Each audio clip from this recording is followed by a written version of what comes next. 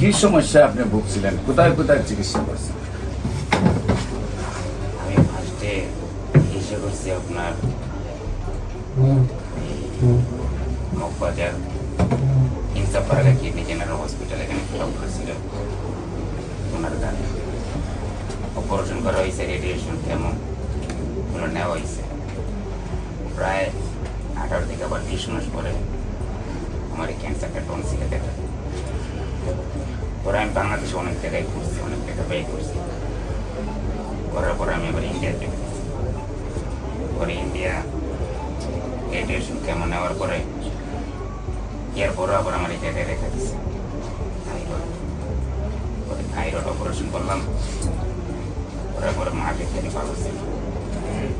থাকার পরে আমার শ্বাসকষ্ট দেখা দিচ্ছে। পরে আবার ইন্ডিয়ায় চলে যাই, যাওয়ার পরে আমার গলায় টিউব লাগাই গেছে, শ্বাসকষ্ট। এখন আমার খাওয়া দাওয়া অসুবিধা ছিল ওই সময়। প্রায় আমি আরো 4টা আপনার ইমিউনোথেরাপি নিচ্ছি, প্রায় লাখখানি টাকার উপরে করে যাইতে। পরে আমার ভাই এবার একটু বাইরে থাকে, ওনায় এই ছবি ঘুরতে ঘুরতে আপনার সাক্ষাৎকার খাইতে দিকে আমার আপনার কাছে। আচ্ছা, আপনার এলোপ্যাথিক চিকিৎসায় কত টাকা ব্যয় হয়েছে? কত? না বলি কেন? দেশের মানুষের যে অর্থনৈতিক সমস্যায় পড়ে, যারা আছে অনেকেই বাড়ি ঘর বিক্রি করে ফেলে। সেই ব্যাপারে মানুষকে সচেতন করার আমাদের দায়িত্ব। এই যে আপনি প্রায় 50 লক্ষ টাকা ব্যয় করছেন, আপনার 80 লক্ষ টাকা ব্যয় করছেন, না থাকলে তো এটাও করতে পারতেন। তো আপনি বিশেষ করে লুকাইবার কোনো কিছুই নাই।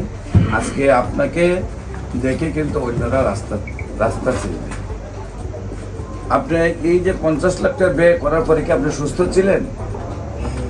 না, সুস্থ তেমন কাছে শারীরিকভাবে আমি ছিলাম। শারীরিকভাবে সুস্থ ছিলেনই না। আমার কাছে আসছিলেন যখন নলটার মধ্যে দিয়ে ময়লা পড়তো সাইড দিয়ে।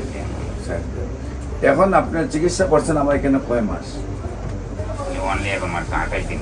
28 দিন চিকিৎসা করছেন। এখন আপনার শারীরিক অবস্থা কেমন? এখন তো আলহামদুলিল্লাহ বলতে গেলে এই টিউবের যে শ্বাসটা নিই, এটা বলতে আমি এখন শারীরিকভাবে সুস্থ মানুষের। মানে এখন শুধু টিউবটা লাগানো যায়, এটার মধ্যে বাতাসটা ঢুকে, এটা ছাড়া আপনার শারীরিকভাবে সব দিকে আল্লাহর রহমতে সুস্থ।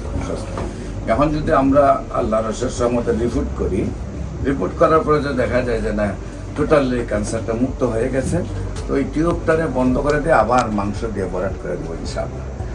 তো বিশেষ করে দেশবাসীকে বলবো, 1 মাস আমরা চিকিৎসা করেছি। উনি বাংলাদেশ ইন্ডিয়া এমনিভাবে চিকিৎসা করতে করতে 50 লক্ষ টাকা ব্যয় করার পরে উনি অসুস্থ ছিলেন, কথা বলতে পারতেন না, ময়লা জড়ত গলায়। আল্লাহ ওনাকে 1 মাসের চিকিৎসা সুস্থ করছেন। আপনার সবাই দোয়া করবেন উনি যেন স্থায়ীভাবে সুন্দরভাবে সুস্থ হয়ে যান। বিশেষ করে আমরা এরকম যারা দুরারোগ্য ব্যক্তিরা পরিবারকে ধ্বংস করে ফেলেন, পাশাপাশি রুগীকে মেরে ফেলেন, আমরা সেই সব ভাইদেরকে আমাদের চেম্বারে আহ্বান জানাবো। আপনারা আমাদের অফিস ভিজিট করুন, যে কোনো সময় আসলে আমাদের যেসব রোগীরা সুস্থ তাদের সাথে সাক্ষাৎ করেন। আসুন, আপনারা যদি বুঝেন যে ক্যান্সার মুক্ত একটি পরিকল্পনাকে বাস্তবায়ন করা যাবে, তাহলে আমরা এই পৃথিবীটাকে আবার ক্যান্সার মুক্ত করতে চাই।